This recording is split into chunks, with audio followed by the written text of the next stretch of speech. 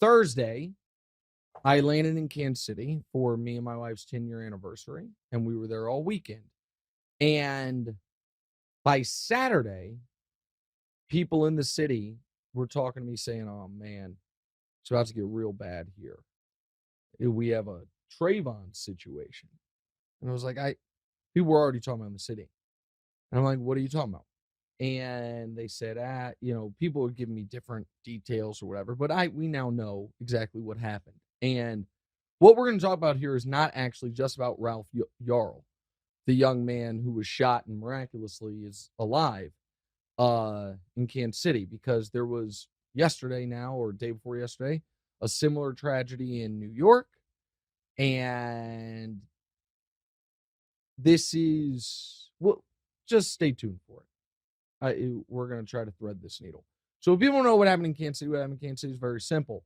Young man, 16-year-old black kid named Ralph Yarl, was sent by his mom to go pick up his twin little brothers. He thought he was going to 115th Street. They were on 115th Terrace, or vice versa. He pulls into the driveway, rings the doorbell, and this is not just his family story. This is now according to the Kansas City police. Go ahead, Dior. Did you want to say something? No, I was... So rings the doorbell, and an 84-year-old white man comes to the door, and within seconds shoots him twice. Once in the head. Through the door. Glass door. Opens one door, sees him, has his gun, shoots him twice. Once in the head. Bullet fragments lodged above his eye. His mom said this morning to Gayle King they were in his brain, but she said frontal lobe, but he's also home now. She said it hit his frontal lobe. And then he was shot again in his shoulder. And then he was shot in the shoulder. Amazingly, he survived. Now, his mom made it very clear he's home, but he has medical professionals all around. Yeah, she was like, the only reason he's home is because that the whole family is doctors. They have families that are doctors. They wanted to get him home, but he is talking. He's talking, and President Biden called him.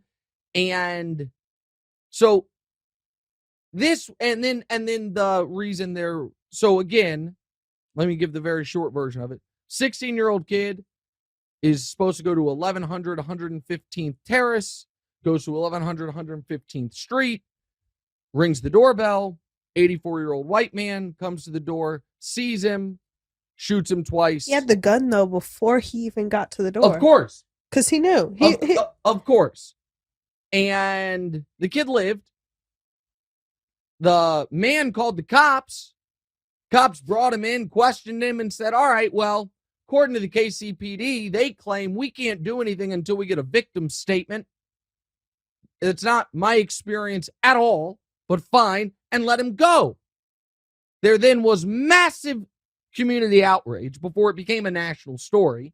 By Sunday, there were protests in front of the House. They then charged the man, the 84-year-old, with first-degree assault, armed criminal action. And however, what the national media thus far has gotten wrong in this story is he has not been arrested. He has been charged. So either they can't find him, or they are waiting for him to turn himself in. But as of this moment, this man who shot this 16-year-old child for ringing his doorbell, that's not fair. He shot this 16-year-old child for ringing his doorbell while being black, has not been incarcerated. I don't know if he's on the run. I don't know if the cops just haven't managed Probably can't run far. Right. If the cops just haven't managed to get over to him. But that's what's happened, but he has been charged. I assume he'll be found, and I assume he'll go to trial. Now, his defense is, I was scared. Okay? Go ahead, Dior. The question is, what is the reason to be scared when this kid, like, he's 16 years old. He's younger than I am. Mm-hmm. And I've seen pictures. He's smaller than I am. And I don't know if that's that part. I'm not sure if that's true. I actually think he's a tall kid, but that doesn't matter at all. No, but I'm saying he doesn't even look like a threat whatsoever. And the only reason he even slightly looks like a threat is because he's a black boy. Obviously.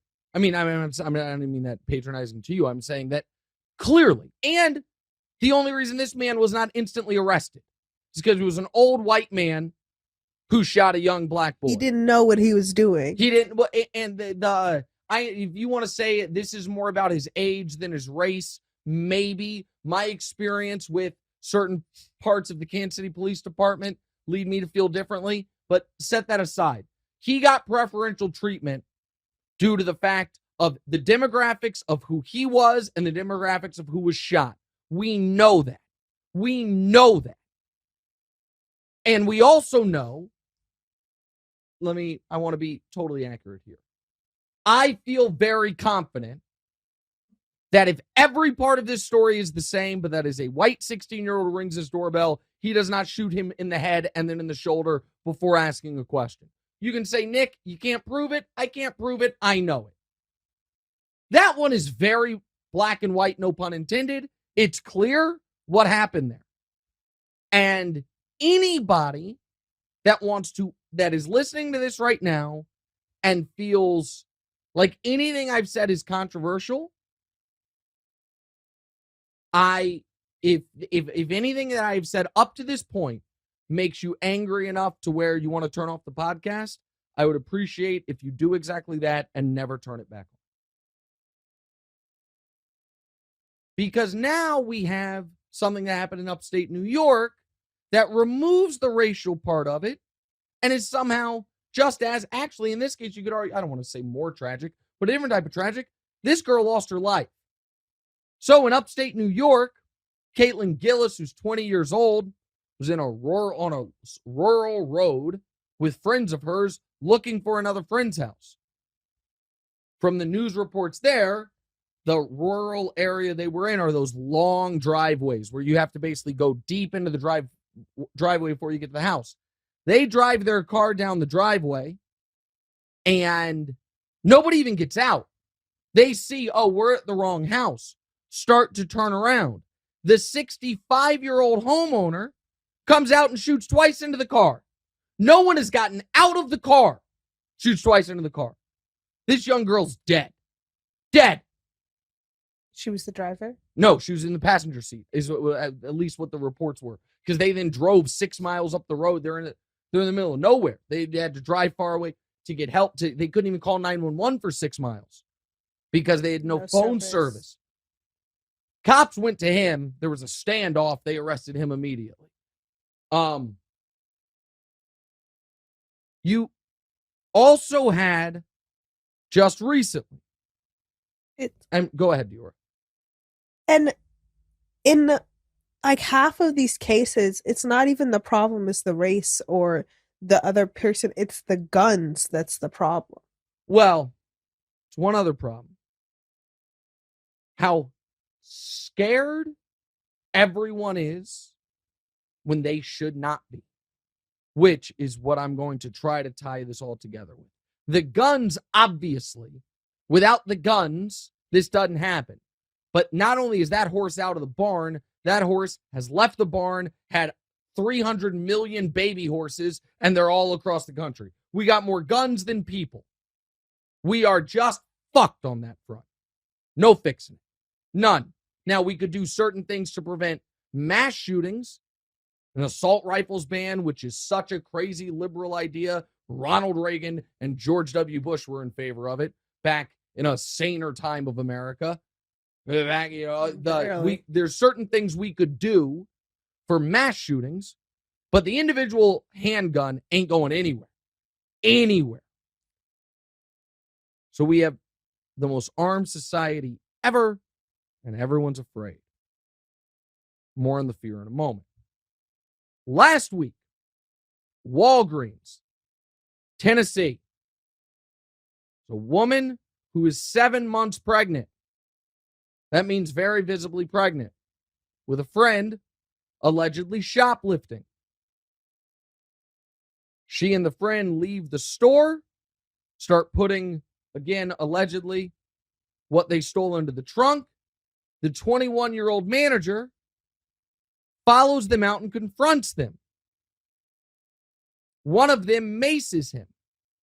He shoots the pregnant woman multiple times. Was the pregnant woman even the one who maced him? I'm not sure. here's what I do know. A lot of people hear that story and say, I got no problem with that. You were stealing and you maced a guy. One thing that's not the manager's responsibility whatsoever. Yeah. And the other thing is this. You're not even allowed to follow shoplifters out of the store. Of course.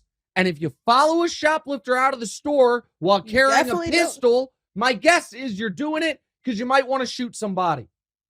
And here's the other thing. For the folks that are on the she was committing a crime, so anything that happens is fair game. The penalty for shoplifting in this country is not death. Being shot in the street. The penalty, by the way, for macing somebody when they confront you is not being shot in the street. And also, I'm sure the other person, I can't be sure, but I'm pretty sure the person wouldn't have maced the manager if they didn't see the person had a gun. Well, of course. But that guy, much like Andrew Lest in Kansas City, who shot Ralph Yarl, saying stand your ground. Stand your ground. So now we go to Texas. And I promise I'm going to wrap all these together. We go to Texas. Daniel Perry, a few months back, sees these Black Lives Matter protesters and hates them. Goes on Facebook, calls them monkeys. Texts his friends saying, I might kill a protester on my way to work today. Texts another friend, says, I'm going to drive my car right into these protesters. Gets in his car, drives to where the protests are. There's a man in the protest carrying an AK-47. Now, I think that is insane. But in Texas, totally legal. Allowed. Most things are legal. Daniel Perry, after telling his friends, I'm going to kill a protester, and calling the protesters monkeys, initiates a confrontation with this protester, shoots and kills him. With his gun or the AK-47? With his own gun, with the gun he brought. Got it. In order to commit this premeditated murder. A jury of his peers heard that case and said, yeah, you're guilty. You're going to jail. Within 6 hours of that, the governor of Texas said, as soon as I can, I'm pardoning him. He committed no crime. He was standing his ground. What ground was he standing? Well, that brings us to another issue, and I know we have a lot of issues in the air now, but one other story. A couple weeks back, San Francisco, the founder of Cash App is tragically stabbed in San Francisco. The media universally uses it as an instance to discuss the out-of-control crime in San Francisco. Dangerous liberal hellscape. A lot of poor people, a lot of homeless people. So where now millionaire tech founders can't walk down the street without being brutally stabbed to death. Problem with that story is 3 days later, we found out he was stabbed to death allegedly by another tech executive in a dispute about one of their sisters. So why do I bring that story? Because we now have created the perfect storm for these instances of violence. So the first ingredient is the guns. As armed as any society has ever been. The second ingredient is the fear. New York City, San Francisco, two of the safest big cities in the world. But we got a lot of poor people, got a lot of minorities, got a lot of, San Francisco in particular, people that are strung out on drugs. Danger, fear, be afraid. You don't know what's happening. You don't know. I know and people right now listening saying, Nick, Crime's out of control. Is crime in a lot of big cities up over the last couple years? Yes. Is crime in almost every big city in the country down 30, 40, 70% over where it was in the 80s and 90s? Yes, of course, but that doesn't matter. Be afraid. Be on edge. Be armed. That's the second ingredient. Everyone's thing is always if you weren't armed, that's on you. Correct. And third ingredient, a shocking dedication by lawmakers across the country into trying to reinvent the Old West with these stand your ground laws, which have moved us to a place of, if at any time I feel any amount of fear, I can respond with deadly force. Don't have to be a cop. Don't have to really be in danger. And in fact, as the Texas case can show you, I can start the confrontation, which, if you take these to their furthest logical conclusion, gives you the authority to murder anyone. If I want to murder you, all I have to do is bring my gun and bait you into hitting me. All I have to do is go to where you are, spit in your face, call you a name, shove you, and then let you get the best of me in the beginning of a fight. And be white.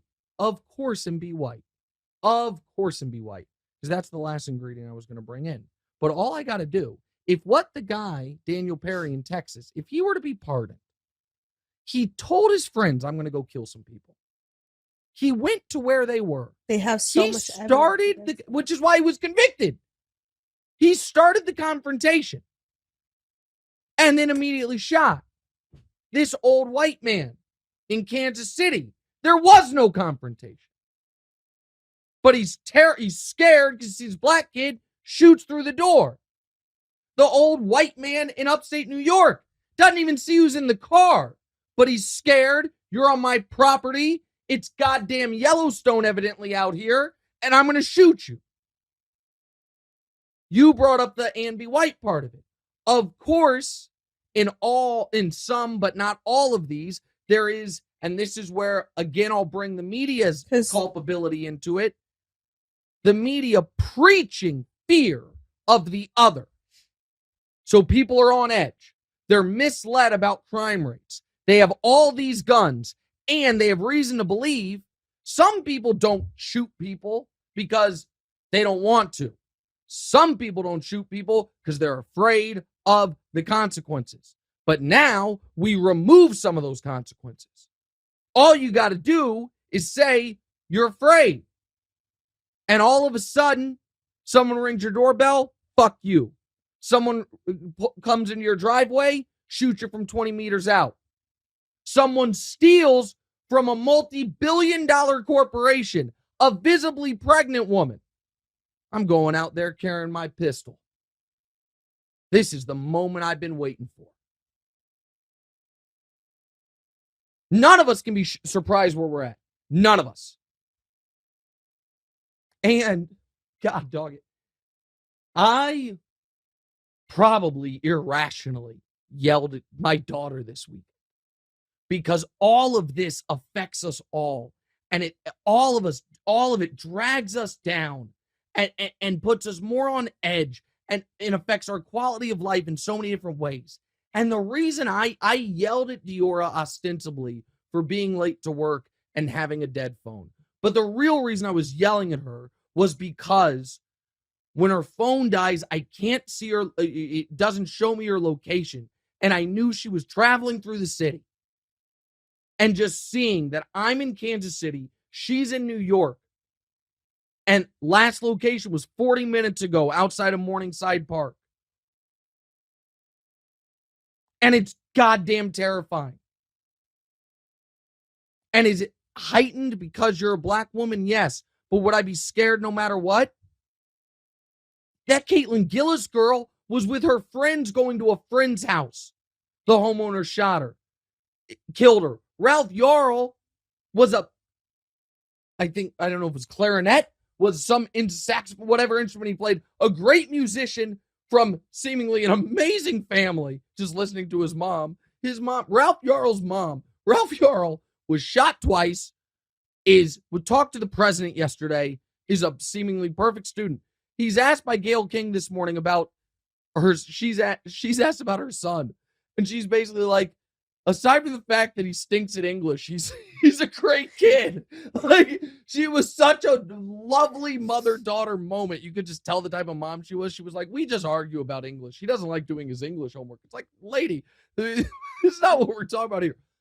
He was going to go pick up his twin siblings and got shot.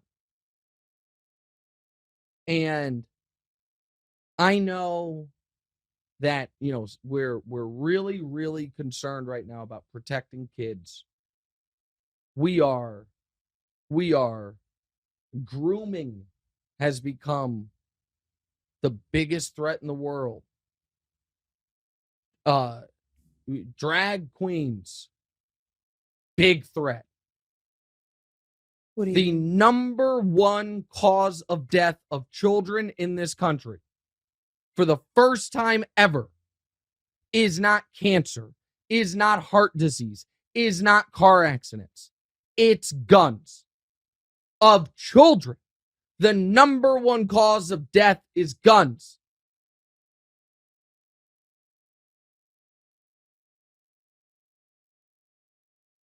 And so, yeah, what happened in my hometown, of course, race is wrapped in every bit of it. But the easy off-ramp of that story is old racist man shoots young black boy.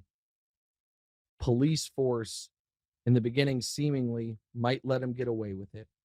Community outrage, now charged, hopefully soon arrested. But pretending that story is not related to all these other stories and the way the media gets us scared and the way the politicians exploit it and the way we allow the worst actors amongst us to act with impunity, that misses it. And it's goddamn frustrating, man. And it's scary. Hug your family tight. Tell them you love them. And if you're a